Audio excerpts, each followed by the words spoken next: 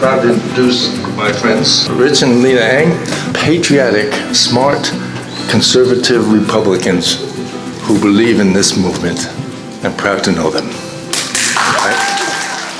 Thank you, George. All right, so, usually question and answer is done at the end of a presentation, but today I just kind of wanted to start with a question just to get to know the audience a little bit better.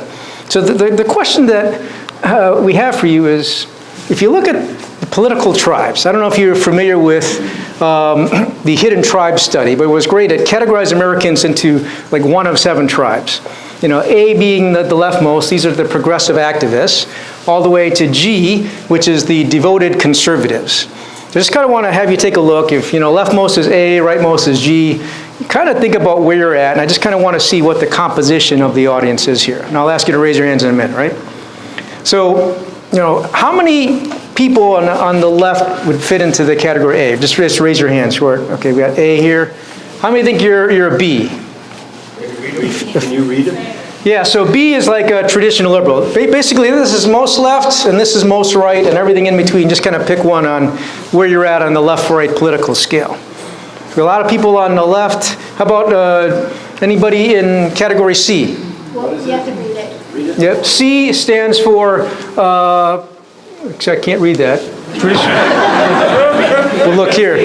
Passive liberal. Passive liberal, yep. Or visually challenged like myself, right? Passive liberal. D would be politically disengaged. Those of us in the center. All right, we got one. Yes, he looks engaged. How about a moderate, E? Oh, okay, good. Rock on. Any traditional conservatives here? Okay. Any devoted conservatives? All right. So most of us lean on the left. Okay, so that's interesting. I don't do tribes. You don't do tribes. Okay. Well, that's good. You can be the king then, huh? The king of the tribe. Here we go. So look, if we just keep going here. Now that you've shared a little bit about yourselves, we'd like to share a little bit about our story. So again, my name is Rich Ang. My day job, I work at GE Healthcare. I'm on the executive team of one of our business units there. We live in New Berlin, Wisconsin, which is in Waukesha County, for those of you who know where that is. Lena is a CPA by training, but has stayed home to take care of our kids and does a lot of volunteer and charity work. We have 3 kids. They're all out of the house right now. Just one girl left in high school, so next year we'll be empty nesters. And we have this little fur child, Tara, who is our little cockapoo, who thinks she's human for some reason and tends to run the house. The interesting thing about us, though, is that for over 50 years of our life, we did not care about politics at all.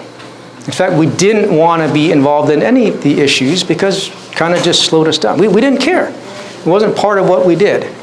But, about a couple years ago, we started thinking, some things are maybe not so good.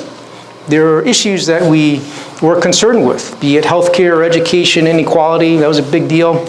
We started to look into, okay, well, maybe how do we fix that? It seems like important things.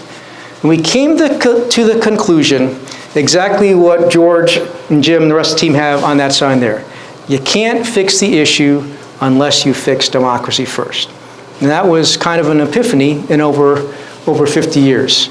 Anything you want to add to that, honey? Yeah. So because we were so new to politics, we literally spent an entire year networking, reading, and attending as many political events as possible. In fact, Rich and I are probably the only 2 people outside of the media who attended this year both the Republican convention at Wisconsin and the Wisconsin Democratic convention that was held this year. Yep, so that's kind of our story. And so we want to share with you today about really 3 things as we talk about Unite America and Represent Us, the 2 words that we lead. But what we want you to come away with at the end of our journey and time together today is really 3 things. We want you to have a basic understanding of knowledge of what we do, what our vision is, our mission, strategy, all that good stuff. But more than that, there's a second thing we want you to get out of today, and that's we want you to feel something. We want you to walk away with what Mike talked about earlier. We want you to walk away with great hope, okay? And finally, the last thing we want you to do is really two things, and we're going to have two very specific asks that we'll cover at the end of our time together this afternoon. So let's go ahead and look at this interesting question. I think Dale alluded to it earlier about the likelihood of civil war in the next 5 years. This was actually a poll question that was asked in 2018, and how many Americans do you think, what percentage of Americans do you think believe we will have a civil war in the next 5 years? Any guesses? 40%. 40%, 80, 71, 30, yeah, 30%. 31% was the actual results from this Rasmussen poll done in June of last year, and to me that's shocking. You know, nearly one-third of our population thinks that we're going to come to, one of our worst moments in history over 100 and some years ago, right? And it's driven because of our political system. It's dysfunctional, it's not healthy, and it's causing people to lose hope. Well, we found two organizations that we think can give some great hope. Honey, you want to talk about the first one? Yep, so we are state leaders for Represent Us, and as you saw earlier that George put on the Jennifer Lawrence video, she is on the board of directors of Represent Us. So Represent Us can be really summed in two words. We are fighting corruption. And you could say that we are the grassroots building of bringing people together to help educate the public on fighting corruption. Yep. And so that's Represent Us. The second organization that we lead is called Unite America. And the tagline of Unite America is a phrase I love, country over party. That is the type of people that we need to get into office, and that is the purpose of Unite America. In two words, Unite America is about electing uniters. So it is a great blend between Represent Us to fight corruption and Unite America to elect uniters, because Represent Us cannot play in political campaigns. Unite America can. And so by putting those two together, we get a great 1-2 punch of fighting corruption and getting the right people in office here who will unite our country. Go ahead. So when I think about what my reason is for getting into the movement, I think about our Constitution, and I thought it would be really great if all of us together can read this aloud. So we're going to read the preamble here. We the people of the United States, in order to form a more perfect union, establish justice, ensure domestic tranquility, provide for the common defense, promote the general welfare, and secure the blessings of liberty to our posterity, do ordain and establish this Constitution for the United States of America.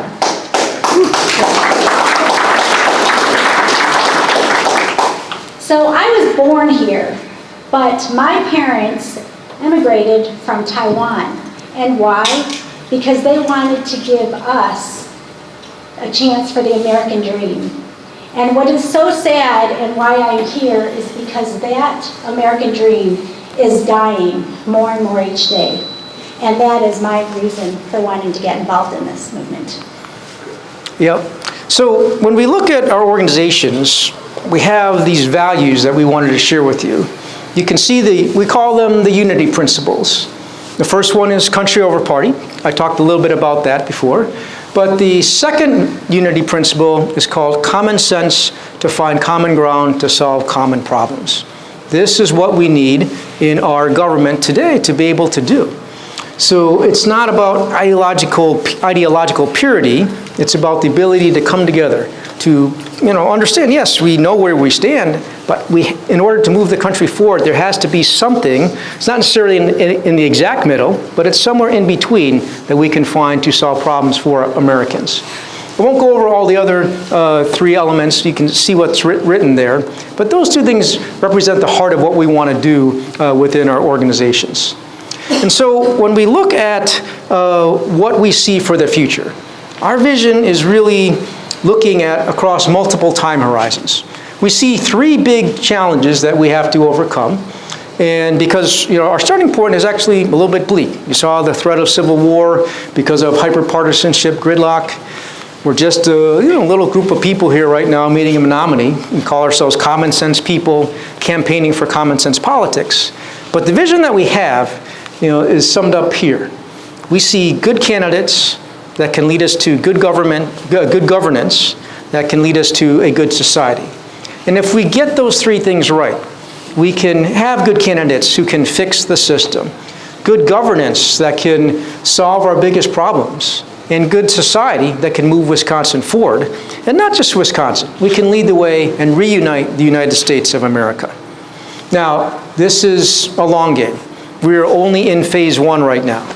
We are very much working hard to try to find good candidates who will be committed to fixing the system. Like Mike said, this is a long-term play.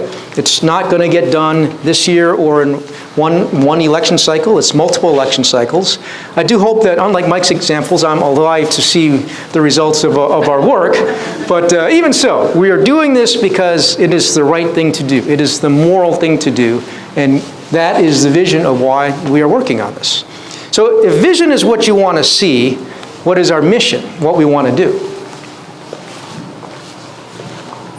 So, as you can see, our core mission is to fix the system, and we're going to start with the American Anti-Corruption Act. Yep, and so the Anti-Corruption Act is pretty much exactly what you heard Jennifer Lawrence share in the video this morning. It's been written by constitutional experts from Represent Us, Larry Lessig you mentioned earlier, and there are four key elements within the Anti-Corruption Act. Ranked choice voting, we'll show you a little video about that, plus there's a great exercise that Bob and Jim from Fair Vote are going to lead us to tonight, so we'll pass that to them. There's money in politics. We won't talk about that because George and the team are going to share a lot about their work there. Voter access, a little bit on that. It's a little bit related to election security, but we want in a democracy all of us to be involved. Everybody has to have a voice, and we want all the voices that can be heard must be heard, so that's something that's important to us.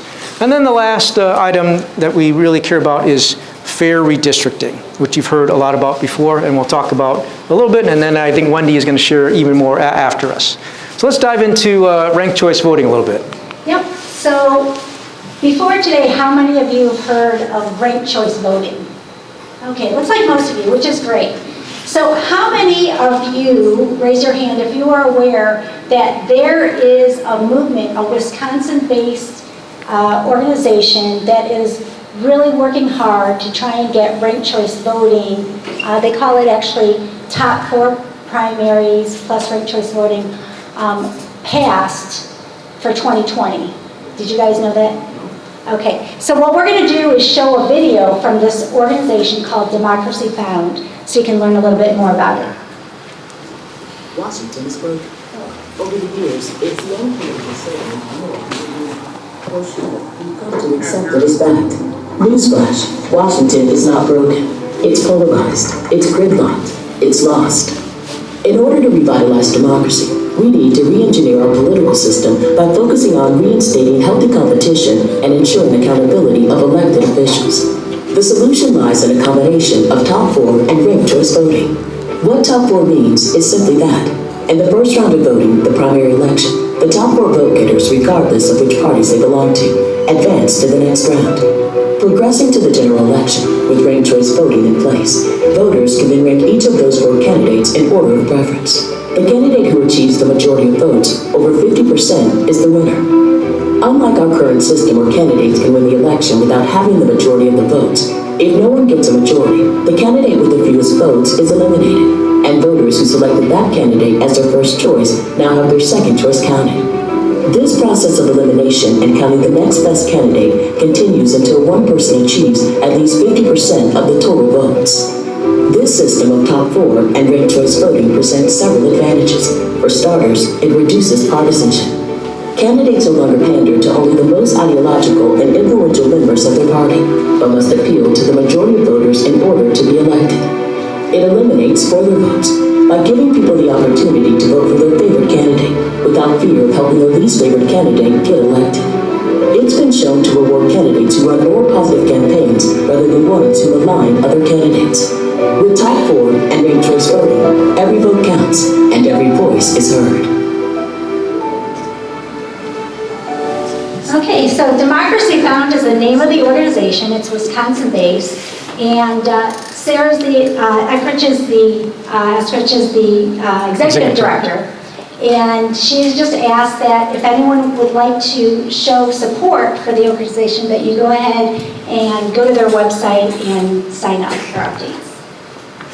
All right, so the fourth reform that we really care about is gerrymandering. And many of you have seen I don't know if you've seen this alphabet before, but it's really sad that we can make all 26 letters of the American alphabet out of actual gerrymandered districts, right? When I first saw this, I didn't know whether to laugh or cry, but I came to this conclusion that gerrymandering sucks, right? And so, we gotta fix this. And I mean, so many of you guys have been doing this way longer than we have. We want to say that we appreciate all the work you've done. I mean, I didn't even know what gerrymandering was until about a year ago. So you guys have been doing this very much, putting your heart and soul into it, and we're going to join you on this journey. But we want to talk a little bit about what we see in terms of the approach. This approach is not just our approach, but it is a subset of all the work that's being done. We're doing this with various groups, but let's share what we're thinking here. Look what gerrymandering, phase one. What we want to do is we want to pass as many referendums in all 72 Wisconsin counties that the people say they want fair maps. That's phase one. If we can get this on the ballot by April 7th, that would be a huge accomplishment in and of itself to do this in as many counties as we can. Already there are 8 counties that have already signed resolutions and many more that have referendums and many more that have passed resolutions. So we're going to try to build on that and keep going.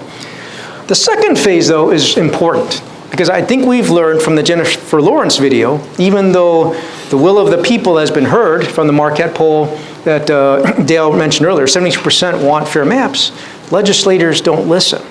So if legislators don't listen necessarily, we have to put country over party people, uniters, into play. And that's phase two. We want to do the work through Unite America to support uniters in the primaries. I'll talk about that a little bit more so that they have a chance to change our state and country for the better. And finally, regardless of who wins the primary, as we head into the general election, we want to make a lot of noise about gerrymandering. We think the time is right. I think George mentioned it earlier this morning that this is the hot issue simply because of the timing. It doesn't mean all of our other issues aren't important. It's just that with the elections coming in 2020 and redistricting coming in 2021, we don't have a shot for another 10 years about fair maps. And that's kind of how we're looking at the world as we juggle the prioritization of the various issues. So that's our 3 phases that we want to strive for in gerrymandering. And then I want to continue on with letting Lena share more about the 2 parts left in our Fix the System strategy. Yep, so if F stands for fight corruption, the I stands for incentivize collaboration. And there are 2 ways that we are going to push for in this. The first way is that we want our uniters to join a bipartisan caucus. And actually in Wisconsin, there is a bipartisan caucus. It's called the Future Caucus. The second way that we want to incentivize collaboration is by changing the rules of how the legislature works. Right now, who controls who can vote, when votes are taken, and when discussions are taking place? It's the party leaders, really. And so what needs to happen is that we have to change the rules, that we need to push so that if a majority of the legislatures want to talk about something or want to vote on something, that it should be allowed. Instead of right now, it's just the majority of the majority party is when it happens. So if we can take care of those 2 things, that will help us incentivize collaboration. The third pillar of our 3-pronged strategy here is called Execute the Fulcrum Strategy. The Fulcrum Strategy is something that's kind of unique to Unite America. I'm going to play a little video here to give you an idea of what this is. Imagine a government that unites rather than divides us. One that takes action on issues most Americans care about, like our budget, economy, and environment, instead of being gridlocked by extremists on the left and the right. What would it take to get that kind of government? A lot less than you might think. The key is electing a handful of common-sense, independent leaders who aren't beholden to any political party. In the U.S. Senate and in over 24 state legislatures, just 3 to 5 independents would do the trick of denying either party an outright majority. This coalition could then use its political leverage as a swing vote to force both sides back to the center to find common ground and get things done. We call this innovation the Fulcrum Strategy, and Unite America has a plan to make it happen. We're building a new vehicle for independent candidates to run for office. Candidates who align with our common sense principles and problem-solving approach. And we're building a new home for the more than 60% of voters who are dissatisfied with Democrats and Republicans and want a new voice that speaks for them. Together, Unite America's voters, candidates, and Fulcrum Strategy can transform politics as usual. Not as a traditional third party, but as America's first un-party. Be a founder. Make an impact. Join us today. All right, that's the Fulcrum Strategy. How many people have heard of the Fulcrum Strategy before? Okay, a few. So the idea to deny either major party a majority and execute your leverage in the middle was very appealing to me when I first heard about this. But, you know, I know some of you are thinking, well, that's great on paper, Rich, but that'll never happen in our country the way it's so divided today. The answer I want to give to that is it already has happened. It's happened in the state of Alaska. So let me tell you the story about Alaska here. So their equivalent of our assembly is a 40-seat House. And last year in the 2018 elections, the Republicans won 23 out of the 40 seats. And so they were going to have the majority, right? So they're all, you know, cheering and slapping each other in the back. But the 21st member of the Republican Party who won, he wasn't feeling too good. Because as he listened to his fellow Republicans chatting about what they wanted to do, they weren't really trying to make things better for the Alaskan citizens. They were just trying to give it to the Democrats, which is, in his mind, really sad. So he said, you know what? I can't do this. I'm here to represent the people. I think he was channeling Bob La Follette, right? The will of the people is the law of the land. And so he defected from the Republican Party, joined 15 Democrats plus 2 independents, and he got 7 of his Republican friends to join him. So now they have a 25-member multi-partisan majority. The Democrats don't have a majority, Republicans don't have it. It's a multi-party majority with an independent Speaker of the House. So it proves that can happen, and it started because one person, Gary Knopp, had a conscience and said, you know what, this is unconscionable, the way we keep fighting with each other. We have to do right for the Alaskan people. So that is why this is not so far off. It can be done. We've shown that it can be done, and this is what we'll fight for as we execute the Fulcrum Strategy. They gave us Sarah Palin also. What's that? They gave us Sarah Palin. Oh, yeah, okay. We'll leave that out of the Alaskan history, but hey, look, so, you know, if Represent Us is about fighting corruption, Unite America is about getting country over party people elected, right? So how do we do that? So we're very new at this, but the first state in which Unite America has tried their new strategy is in Virginia. So in Virginia, they run their election cycles in off years. So they run in 2017, 2019, so different than most other states. And the long and short of it is that we selected 3 candidates to play in the primaries, 2 Democrats and 1 Republican. So we support people on both sides. We're not a nonpartisan organization. They come from various backgrounds. One served in the Obama administration. Another has been the conservative elder statesman. And you know, they all faced primary challenges. Now, it's interesting about the elder statesman. He was like the lone Republican who cared about Medicaid expansion. in his state. And he was saying, this is what the people want. Republicans said, no, no, no. And actually, the race got really bad for him when the contender actually went to his church and started handing out flyers that said, he's not conservative enough. I mean, this is how bad politics can get. But look, the nice thing is, guess what the results were? All three overcame those ugly races, and they won. And so, we in Wisconsin were like, Marlin, we called up our Unite Virginia leader over there and said, what did you do to help achieve this type of victory? Because we want to replicate this in Wisconsin. And so he shared with us 7 secrets to their success that we want to share with you. So number 1 is focus on the primaries. The primaries are so much cheaper than the general.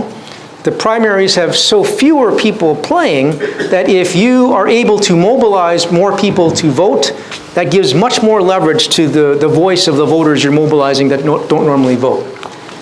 He said, choose safe and strategic districts. So don't go play in the primaries in districts that are relatively evenly split. Find districts where they're either heavily Republican or heavily Democratic, because whoever wins the primary will win the general. Okay, that makes sense. The third thing, won't get into it too much, but look, candidate choice, this is the single biggest thing. It's got to be a great candidate. That candidate has to reflect the values of their constituency and their district, but also must support, at least a few of our top reforms and commit to being a uniter, right? If they're not committed to doing that, it's a non-starter for us. You have to, be willing to engage in the incentivized collaboration piece that Lena talked about to be part of a bipartisan or cross-partisan caucus. The fourth element was Unite America can provide insight on both campaign strategy and on the staff selection, right? Because the staff is so critical to the success of a campaign.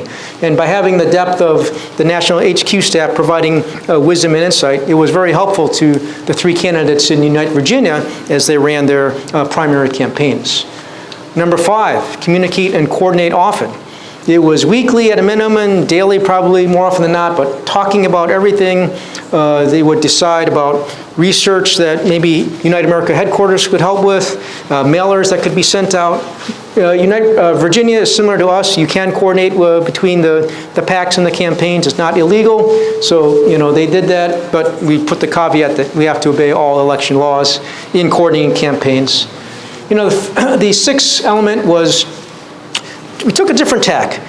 Don't have Unite America grassroots volunteers per se. Just make those volunteers into the candidates' volunteers. Because that way you're directly coordinated with the campaign. It's much more nimble, I think, to go that route. And probably the second biggest secret that we learned from him, this is after picking the country over party candidate, is early financial support. He said it's unbelievable how much this can snowball. If you send a significant amount of money to the person just getting started in their primary early on, it triggers a cascade of momentum for other donors to follow because it helps with the viability of the candidate. So these were, I think, 7 secrets. We're going to look at replicating that into the 2018 primaries so that we can pick country over party leaders who support ranked choice voting, who support gerrymandering, voter access, and so on. So as our time draws to a close, I want to leave you with a few thoughts. Looked at these 2 organizations, and I think we've given you, a brief but fair overview of what we are. We talked about our vision, talked about the mission, our values, the strategy, the plan of attack. Gives you a good flavor of what Unite America and Represent Us are about. But, this is just a small portion of the overall democracy reform movement. When I look at that movement, we're kind of like this. We're a bunch of ships. We're all kind of going in that same general direction. I think the picture is pointing this way a little bit. And we need to lash our boats together, right? We're in stormy seas, but I think the better picture that we want to have beyond a bunch of little boats that are lashed together is this. The previous picture I shared with you is called a flotilla. The this is called a fleet. I don't know about you, but if I was in a rowboat in the middle ocean and I saw this thing coming at me, I'd be pooping my pants, right? This is what we need to bring to bear in our movement, right? This is the type of chutzpah that Mike referred to earlier, the type of power that we want to convey because it comes from the power of the people. And that's what we want to invoke. So I told you we have 2 asks as part of things to do. The first ask, in the spirit of the fleet, is this. Look, if what you've seen here today, what we shared, is in any way aligned with what you're doing, give us a call. Let us know how we can help, how we can, row in parallel, pull together, and help in our mutual mission, right? The second ask that we have is a little bit more personal, and it's this. Invite more conservatives to be part of the movement.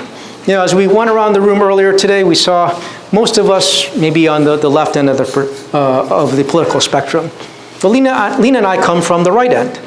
But, as we look at the spectrum, we care about truth. We care about morals and values. And we know that democracy is the first thing that has to be fixed before we can fix anything else. So we join you in this. And one of the things we want to share with you, just to chew on, is if you want to reach out to conservatives, maybe consider 3 things that you might want to do. All right? And it goes both ways, right? The conservatives have to do this as well. But number 1, make them feel safe. When people don't feel safe, the fear response kicks in, and nobody's listening to logic and reason. That might be why some of my fellow conservatives, logic and facts go out the door, because they're scared. If we can make them feel safer, I think that begins to engage them to start talking more. Number 2 about what can engage a conservative is understanding. If, they share an idea and the first thing, I would say to them is, that's the stupidest thing I've ever heard. Do you think that's going to open them up to talk more? Probably not. I've said that to Lena a few times, and that doesn't really open her up. So I kind of learned the hard lesson on this. But listen, empathy, Dale talked about that too. If we can make them feel like, wow, Rich and Lena understand me, they begin to open up more. And the last thing that I'd share with you is make them feel needed. When a person feels like they are part of a group, when they feel like they're part of a common cause, a mission together, then they're going to be more activated. Okay? When you look at these 3 words, take the first letter of each word, they spell the word sun. And sun is a symbol of brightness, a symbol of hope. And I'm firmly convinced that if we can, be the sun, if we can work the fleet, if we can execute the strategies to fight corruption and elect uniters, then we can unite our movement, we can unite Wisconsin, and we can unite America. Thank you all very much.